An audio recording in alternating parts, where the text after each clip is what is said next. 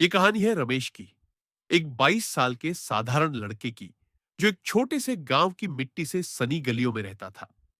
उसकी छोटी सी झोपड़ी में न तो बिजली थी, न पानी की सुविधा। रमेश के पास न कोई बड़ा सपना था, न कोई बड़ी हसरत। बस एक ही चाह थी, दो वक्त की रोटी। बचपन से ही वो अपने पिता के साथ गांव के पास के कोयला भट्टे पर काम करता था। पिता अब इस दुनिया में नहीं थे, लेकिन उनकी जिम्मेदारियां रमेश के कंधों पर थी।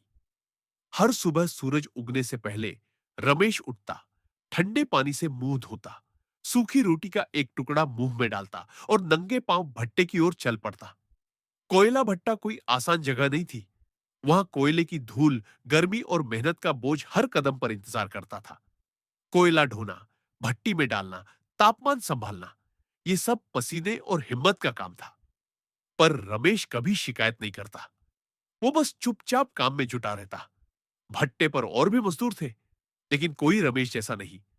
बाकी लोग काम के बीच में आराम करते, चाय पीते या बहाना बनाकर चले जाते, पर रमेश हमेशा काम में डूबा रहता। उसकी मेहनत देखकर लोग कहते, ये लड़का कुछ अलग है। एक दिन आसमान में काले बादल छाए, हवा में बारिश की गंध थी।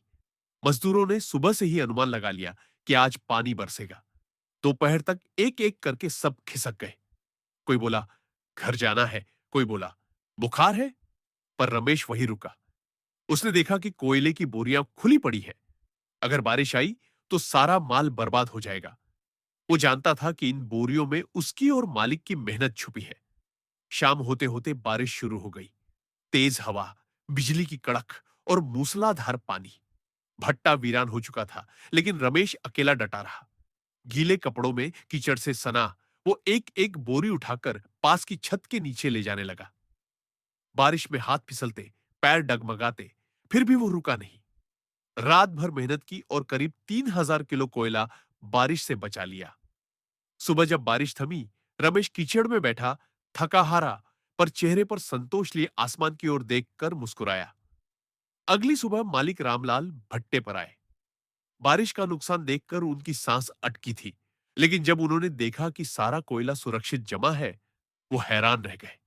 ये किसने किया? उन्होंने पूछा। रमेश ने धीरे से कहा, मैंने साहब।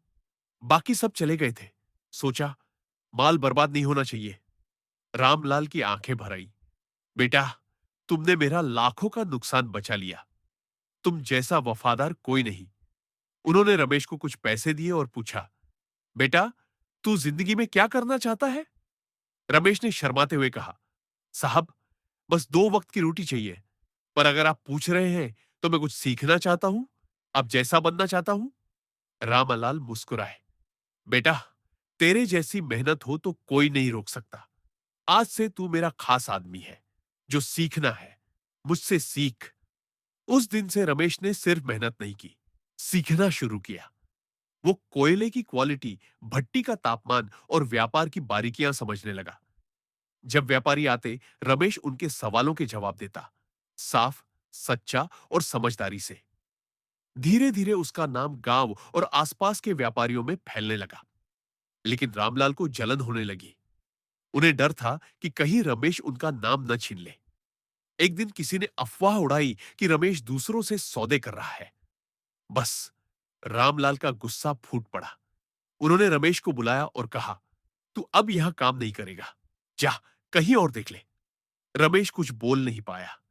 जिस भट्टे के लिए उसने रात दिन मेहनत की, वहां से उसे निकाल दिया गया। रमेश फिर वही बन गया, एक बेरोजगार नौजवान। गांव की गलियों में चुपचाप चलता, न कोई सवाल, न कोई जवाब। एक दिन वो सड़क पर जा रहा था, जेब खाली, दिल में मायूसी। तभी उसने देखा, एक गाड़ी सड़क किनारे खड़ी है, उसका टायर पंक्चर। रमेश ने बिना सोचे मदद की पेशकश की। गाड़ी का मालिक उसे देखकर बोला, अरे, तुम रमेश हो ना? मैंने तुम्हें भट्टे पर देखा था। तुमने ही मुझे कोयले का माल समझाया था। रमेश ने मुस्कुराकर कहा, हां साहब, अब तो मुझे वहां से निकाल दिया गया। उस आदमी ने गाड़ी ठीक करवाई और बोला, रमेश, मेरे साथ चलो। मैं एक नया भट्टा शुरू कर रहा हूं। मुझे तुम जैसे ईमानदार आदमी की जरूरत है। तुम मैनेजर बनो। रमेश की आंखें चमक उठी। रमेश अब नए भट्टे का मैनेजर था। वो सुबह सबसे पहले पहुंचता, हर छोटी बड़ी चीज पर ध्यान देता। मजदूर उसे अपना दोस्त मानते, क्योंकि वो उनके साथ कंधे से कंधा मिलाकर काम करता। उसकी मेहनत देखकर व्यापारी फिर से आने लगे। हमें रमेश का माल चाहिए, वो कहते। कुछ ही महीनों में भट्टा मुनाफे में चलने लगा। एक दिन मालिक ने रमेश को बुलाया और कहा, तू सिर्फ मैनेजर नहीं, इस भट्टे का 25% मालिक है। रमेश की आंखें भर आई। उसने सिर्फ धन्यवाद कहा। कई महीने बाद एक दिन रमेश अपने भट्टे पर बैठा था। साफ कपड़े, माथे पर आत्मविश्वास।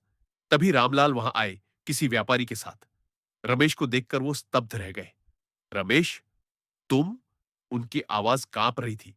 रमेश ने मुस्कुराकर कहा, हाँ सेठ जी, मैंने भट्टा छोड़ा था। मेहनत नहीं। रामलाल ने सिर झुकाया। माफ कर दो बेटा, मैंने तुम्हें गलत समझा।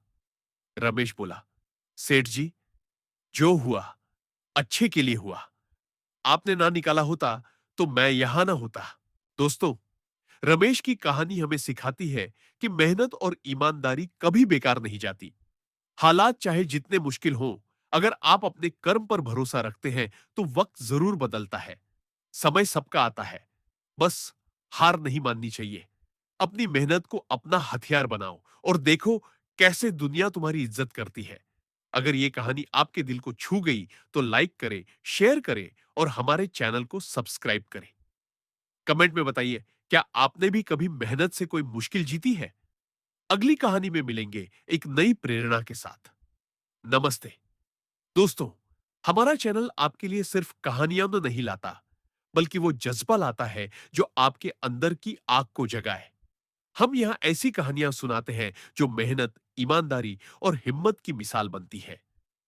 हर हफ्ते हम लाते हैं ऐसी कहानियां जो आपको बताती हैं कि चाहे जिंदगी कितनी भी मुश्किल क्यों ना हो, अगर आप अपने सपनों और कर्म पर भरोसा रखते हैं, तो कोई भी मंजिल दूर नहीं। चाहे वो गांव का एक साधारण मजदूर हो या शहर में अपने सपनों के पीछे भागता कोई नौजवान, हमारी कहानियां हर उस शख्स के लिए है जो हार नहीं मानता। हमारे चैनल पर आपको मिलेंगी ऐसी कहानियां जो आपके दिल को छुएंगी, आपको सोचने पर मजबूर करेंगी और आपको अपने लक्ष्यों की ओर बढ़ने की ताकत देंगी। हम प्रेरणा की उन छोटी-छोटी चिंगारियों को आपके सामने लाते हैं, जो आपकी जिंदगी में बड़ा बदलाव ला सकती है। तो अगर आप भी जिंदगी में कुछ बड़ा करना चाहते हैं, अपने अंदर की ताकत को पहचानना चाहते हैं, तो हमारे चैनल को सब्सक्राइब करें। हर नई कहानी के साथ हम आपके लिए लाएंगे नया जोश, नई प्रेरणा। कमेंट में हमें बताइए कि आपकी जिंदगी में वो कौन सी कहानी है जिसने आपको हिम्मत दी। और हाँ, अगर आप चाहते हैं कि हम किसी खास तरह की कहानी लाएं, तो वो भी लिखें। आइए मिलकर हर कदम पर प्रेरणा बांटें। नमस्ते।